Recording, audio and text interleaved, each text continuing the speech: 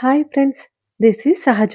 ఇప్పుడు మీరు వింటున్నారు 'యాంగ్రీ హస్బెండ్' ఎపిసోడ్ 26.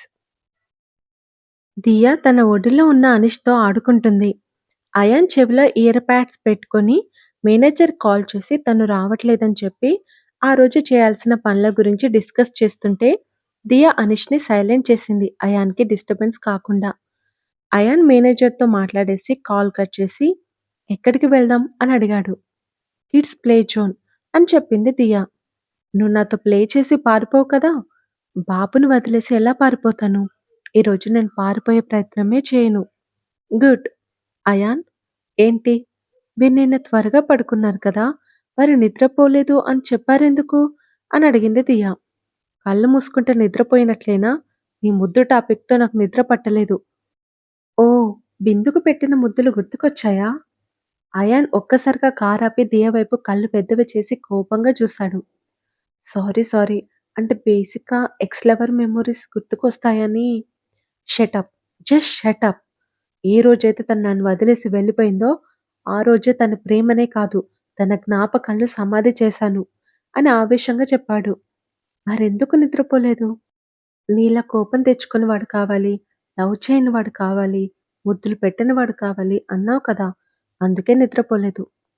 అందుకు నేను కదా అలాంటి వాడు నాకు దొరుకుతాడో లేదో అని ఆలోచిస్తూ నిద్రపోవద్దు. మరి మీరెందుకు నిద్రపోలేదు? నీ తరపున నేను ఆలోచించనులే. నిజంగానా? అలాంటి అబ్బాయిని మీరే నా కోసం వెతికి పెడతారా? అని దియా ఉత్సాహంగా అడుగుతుంటే, చంపేస్తాను అని గట్టిగా అరిచాడు అయాన్. అనీష్ ఉలిక్కిపడి ఏడుస్తున్నాడు. అయ్యయ్యో! ఊరుకో నాన్నా అంటూ దియా బాబుని భుజం మీదకి తీసుకొని వెన్ను తడుతూ, చూడండి, మీ వల్లే బాబు ఏడుస్తున్నాడు. అంతలా ఎందుకు అరిచారు? అని అడిగింది. కోపం తెప్పిస్తే అరవనా? నేనేమన్నానని? నోరు మూయ్ అంటూ కార్ స్టార్ట్ చేశాడు అయాన్. దియా విండో బయటికి చూపిస్తూ ఏదోకటి చెప్పి అనీష్‌ని బుజ్జగించింది. కాసేపటికి ప్లే జోన్‌కి చేరుకున్నారు. దియా అనీష్‌ని ఆడిస్తూ ఉండగా అయాన్ దియా దగ్గరకొచ్చి, నేను అర్జెంట్‌గా ఆఫీస్‌కి వెళ్ళాలి.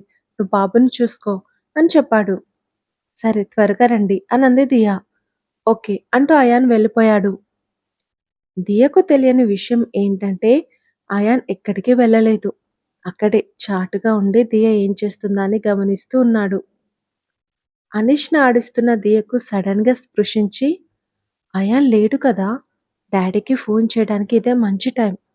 ఎవరినైనా ఫోన్ అడిగి డాడీకి కాల్ చేస్తాను అనుకుని లేచి ఒక ఆవిడని ఫోన్ అడిగింది. దియ తన తండ్రికి ఫోన్ చేయబోతూ ఆగిపోయి, అయాన్ నా మీద నమ్మకంతో వదిలేసి వెళ్ళాడు. అతని నమ్మకాన్ని వమ్ము చేయకూడదు అనుకుని ఫోన్ తిరిగిచ్చింది. అయాన్ షాక్ అయ్యాడు. ఎందుకు ఫోన్ ఇచ్చేసింది? నేనిక్కడున్నానని గెస్ చేసిందా? లేదా నేను తన మీద నమ్మకంతో వెళ్ళిపోయానని ఇచ్చేసిందా? ఈ తీయను నేనెలా అర్థం చేసుకోవాలి? అనుకుంటూ తల పట్టుకున్నాడు అయాన్. అయాన్ వెంటనే దియ దగ్గరికొచ్చాడు. అప్పుడే వచ్చేసారేంటి? నువ్వు పారిపోతావేమోనని డౌటొచ్చొచ్చాను. నా మీద నమ్మకంతో వెళ్ళిపోయారు. మీ నమ్మకాన్ని నేనెలా వమ్ము చేస్తాను అయాన్ అని అంది దియ. ఆ మాటతో అయాన్ దియ వైపు మైమరుపుగా చూస్తుండిపోయాడు. అయాన్ అంటూ దియ కదిలివ్వగానే అయాన్ కదిలి, దీనిని అస్సలు నమ్మకూడదు. ఇది చాలా తెలివైంది. అమాయకంగా నటించి నన్ను నమ్మించాలని చూస్తుంది. కానీ నా మనసు ఎందుకు ఇది ఒప్పుకోవట్లేదు అనుకుంటూ సతమతమయ్యాడు. ఏం ఆలోచిస్తున్నారు అయాన్? ఇంటికి వెళ్ళిపోదాం. అప్పుడేనా? నేను ఆఫీస్‌కి వెళ్ళాలి. మరి ఇంట్లో నాని తప్ప ఎవరు లేరు. వీడిని నువ్వు చూసుకో. ఓకే. అనీష్‌ని తీసుకొని వెళ్ళబోతుంటే అనీష్ రానని ఏడుస్తూ మంకుపట్టు పట్టాడు. నేను బాబుని కాసేపు ఆడించి క్యాబ్‌లో ఇంటికి తీసుకెళ్తాను. మీరు ఆఫీస్‌కి వెళ్ళండి అని అంది దియా. అవసరం లేదు. కాసేపయ్యాక నేనే తీసుకెళ్తాను అంటూ అయాన్ ఫోన్ చూస్తూ అక్కడే కూర్చున్నాడు. గంట గడిచాక అనీష్ ఆడి అలసిపోవడంతో దియా అనీష్‌ని ఎత్తుకొని అయాన్ దగ్గరకొచ్చి వెళ్దామా అని అడిగింది. యాహ్! లెట్స్ గో అంటూ అయాన్ కదిలాడు. కాసేపటికి ఇల్లు వచ్చింది. అయాన్ వాళ్ళను దింపేసి ఆఫీస్‌కి వెళ్ళిపోయాడు. దియా అనీష్‌కి అన్నం తినిపిస్తుంటే ప్రసూనమ్మ దియ ఎదురుగా కూర్చొని, "మేము చాలా అదృష్టవంతులం. బంగారం లాంటి కోడలొచ్చింది" అని అంది నవ్వుతూ. దియ చిన్నగా నవ్వింది. దియ అనీష్‌కి అన్నం తినిపించి నిద్రపుచ్చి ప్రసూనమ్మ దగ్గరకొచ్చి భోజనానికి పిలిచింది. ఇద్దరూ కలిసి భోజనం చేస్తున్నారు. "అవును మనవరాలా! వచ్చినప్పటి నుండి చూస్తున్నాను. మీ అమ్మ నాన్న ఒక్కసారి కూడా ఇంటికి రాలేదు" అని అడిగింది. అయాన్ రావద్దన్నాడు. "అయ్యో తల్లీ! అమ్మానాన్నలకు దూరంగా ఉండి ఎంత బాధపడుతున్నావో. వాడి కోపం ప్రళయం లాంటిది. ఎప్పుడు మారతాడో ఏమో" అనంది. తినేశాక దియ అనీష్‌నెత్తుకొని వెళ్ళబోతుంటే, "దియా! మీ అమ్మానాన్నల దగ్గరికి వెళ్తావా?" అని అడిగింది ప్రసూనమ్మ. ఆ ప్రశ్నకి దియ సంబరపడిపోతూ "వెళ్ళొచ్చా?" అని అడిగింది. ప్రసూనమ్మ దియ చేతుల నుండి అనీష్‌ని తీసుకొని "వాడెప్పుడొచ్చేదో తెలీదు. త్వరగా వెళ్ళిపో" అనంది. "మరి అనీష్? ఇంకాసేపట్లో సుష్మిత వస్తుంది. అప్పటి వరకు నేను చూసుకుంటాను. నువ్వు త్వరగా వెళ్ళిపో" అని తొందరొచ్చేసింది ప్రసూనమ్మ. దియ కన్నీళ్లతో ప్రసూనమ్మని కౌగిలించుకొని "థాంక్యూ అమ్మమ్మ" అని చెప్పి పరిగెత్తుకుంటూ బయటికొచ్చి ఆటో ఎక్కి తన ఇంటికి వెళ్ళిపోయింది.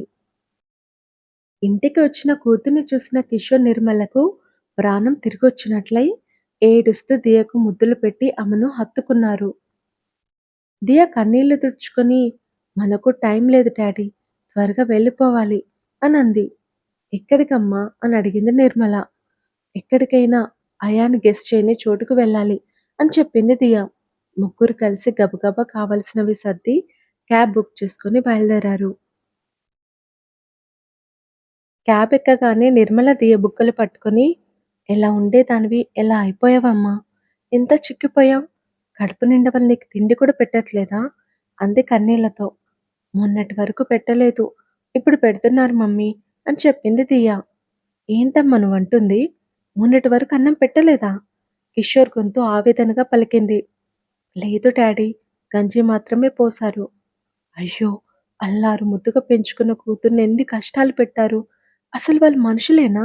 అని కుమిలిపోతూ ఏడుస్తుంది నిర్మల. "వాళ్ళంతా చూస్తాను" అని ఆవేశంగా అంటూ, "బాబు పోలీస్ స్టేషన్‌కి పోనీ" అని అన్నాడు కిషోర్. "డాడీ ఆవేశపడకండి. పోలీస్ స్టేషన్‌కి వెళ్తే వచ్చే లాభం ఏమీ లేదు. వాళ్ళు రిచ్ పీపుల్. చాలా ఇన్‌ఫ్లుయెన్స్ ఉంది. ఏమైనా చేయగలరు. వాళ్ళకి దొరకకుండా పారిపోవడం తప్ప మనమేం చేయలేం" అంటూ దియ కిషోర్‌కి సర్ది చెప్పింది. "అన్నం కూడా పెట్టని ఇంట్లో ఎలా ఉన్నావమ్మా ఇన్ని రోజులు?" అంటూ కన్నీళ్లు పెట్టుకున్నాడు కిషోర్. "బాధపడకండి డాడీ, నేనొచ్చేసాను కదా" అంటూ తండ్రి గుండెల మీద వాలింది దియ. "ఇక నిన్ను మాకు దూరం కానివ్వను తల్లి. ఎంత దూరమైనా వెళ్ళిపోదాం" అంటూ కూతురి తల నిమిరాడు కిషోర్. 2 గంటల ప్రయాణం తర్వాత ఒక ఊరు రాగానే దియ అక్కడ కారు ఆపమని తల్లిదండ్రులతో పాటు దిగింది. అక్కడ ఒక బస్ ఎక్కి మరో 2 గంటల ప్రయాణం తర్వాత ఒక ఊరిలో దిగి అక్కడ కర్ణాటకకు వెళ్తున్న ట్రైన్ ఎక్కారు. సాయంత్రం ఆఫీస్ అయిపోగానే అయాన్ షాపింగ్‌కి వెళ్ళి టాప్ బ్రాండెడ్ కాస్ట్లీ మొబైల్ కొని గిఫ్ట్ ప్యాక్ చేయించాడు. దానిని సున్నితంగా తడుముతూ "నేను నీకిచ్చే ఫస్ట్ గిఫ్ట్" అంటూ చిన్నగా నవ్వాడు అయాన్. "ఈ పిల్ల ఇంకా రావట్లేదు. అయాన్ వచ్చే టైం అయింది" అనుకుంటూ టెన్షన్ పడుతుంది ప్రసూనమ్మ. అయాన్ రానే వచ్చాడు. ప్రసూనమ్మ భయపడిపోయింది. అయినా అయాన్‌కి తన భయాన్ని కనిపించనివ్వకుండా లోపలనే దాచి నవ్వుతూ కనబడింది. "హాయ్ నాని" అని నవ్వుతూ పలకరించి అయాన్ తన గదిలోకి వెళ్లి ఫ్రెష్ అయి దియ కోసం ఇల్లంతా వెతుక్కుంటూ గార్డెన్‌లోకొచ్చాడు. ఎక్కడా ఆమె లేకపోయేసరికి అయాన్ తిరిగి ఇంట్లోకొచ్చి ప్రమోదిని, సుష్మితను దియ గురించి అడిగాడు. "మేమింటికొచ్చినప్పటి నుండి కనిపించలేదని ప్రమోదిని చెప్తే, ఒకసారి అమ్మమ్మని అడుగు అయాన్" అని సుష్మిత అంది. "నాని" అంటూ పిలుస్తూ ఆమె కోసం వెతుకుతున్నాడు అయాన్. "అమ్మో! ఇప్పుడు వీడికి ఏం చెప్పాలి?" అని భయపడుతూ ప్రసన్నమ్మ అయాన్‌కి దొరకకుండా దాగుడు మూతలు ఆడుతుంది. అలా ఆమె తప్పించుకుంటుంటే తనకెదురు పడిన ప్రసన్నమ్మని "ఎక్కడికి వెళ్తున్నావమ్మా?" అని అడిగాడు ప్రవీణ్. "అది" అంటూ ప్రసన్నమ్మ ఏం చెప్పాలో తెలియక సందిగ్ధంలో ఉంటే అయాన్ వెనక నుండి వచ్చి "నాని, ఎంత పిలిచినా ఉలుకు పలుకు లేదేంటి?" అని అడిగాడు. "వినిపించలేదురా. అంత గట్టిగా పిలిస్తే వినిపించలేదా? ఏదో ఆలోచనలో ఉన్నాను లేరా." "అది సరే కానీ అదెక్కడుంది కనిపించట్లేదు" అని అడిగాడు అయాన్. ప్రసన్నమ్మ బిక్కమొహం వేసుకొని తల దించుకునేసరికి అయాన్‌కి డౌటొచ్చి, "తనింటికి పంపించావా?" అని అడిగాడు. అని చిన్నగా తలూపింది.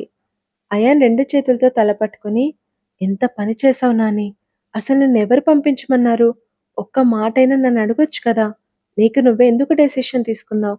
అని అరిచేసరికి ప్రవీణ్‌కి కోపం వచ్చి, "అయాన్ నోరు జాగ్రత్తగా పెట్టుకో.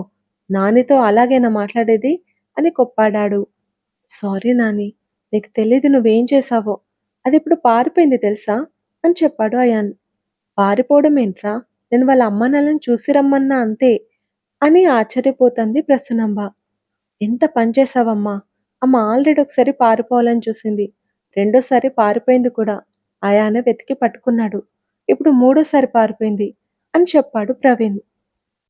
"ఇదంతా నాకు తెలీదు కదరా! అమ్మానాన్నలని చూసి చాలా రోజులైంది. వాళ్ళని చూడాలనుంది" అని బాధపడుతుంటే, పాపం అనిపించి చూడమని పంపించాను. నన్ను మోసం చేసి అది ఇలా వెళ్తుందని అనుకోలేదురా అని అంది దిగులుగా. తను నిన్ను మోసం చేయలేదు నాని. నిన్నే కాదు, ఎవరిని మోసం చేయలేదు అని అన్నాడు అయాన్. పారిపోయాక కూడా మోసం చేయలేదంటావేంట్రా? ముందొకటి చెప్పు. మీ అమ్మానాన్నలని చూసిరా అని చెప్పావా? మీ అమ్మానాన్నల దగ్గరికి వెళ్ళిపో అని చెప్పావా? అని అడిగాడు అయాన్. మీ అమ్మానాన్నల దగ్గరికి వెళ్ళిపో. అయాన్ వచ్చే టైం అయింది. త్వరగా వెళ్ళిపో అని తొందరచేశాను అని చెప్పింది ప్రసూనంబ. That's the matter. ఆ పిచ్చిది నువ్వు శాశ్వతంగా వెళ్ళిపోమంటున్నావనుకుని వెళ్ళిపోయింది అని చెప్పాడు అయాన్. నీ భార్యని బాగానే అర్థం చేసుకున్నావురా అంటూ నవ్వింది ప్రసూనంబ. అయాన్ ప్రసూనమ్మని గుర్రుగా చూసి, ఇప్పుడు తనని వెతుక్కుంటూ వెళ్ళాలి నేను అంటూ అసహనంగా వెళ్ళిపోయాడు. కాఫీ తాగుతూ టీవీ చూస్తున్న అయాన్ని చూసి ప్రవీణ్ ఆశ్చర్యపోయి, ఏంట్రా ఇంత తాపీగా కూర్చున్నావు?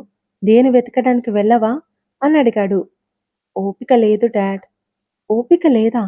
ఏం మాట్లాడుతున్నావురా? ఇంటి కోడలు పారిపోయిందని బయటికి తెలిస్తే మన పరువు ప్రతిష్ట మంటగలిసిపోతాయి. అది జరగకుండా చూడాల్సిన బాధ్యత నీదే. అర్థమవుతుందా? అని గట్టిగా అన్నాడు ప్రవీణ్. ఓపిక లేదన్నాను కదా డాడ్! అసహనంగా అంటూ అయాన్ తన గదిలోకి వెళ్ళిపోయాడు. వీడికి కొంచెం కూడా టెన్షన్ లేదేంటమ్మా? అయినా అంతా నీ వల్లనే. అంత జాలుంటే నువ్వు తోడుగా వెళ్ళుండాల్సింది కదా! ఇప్పుడు ఈ టెన్షన్ ఉండేది కాదు అన్నాడు కోపంగా. ఇలా జరుగుతుందని నాకేం తెలుసురా? అని చిన్నపిల్లల మొహం పెట్టుకొని అంది ప్రసూనంబ.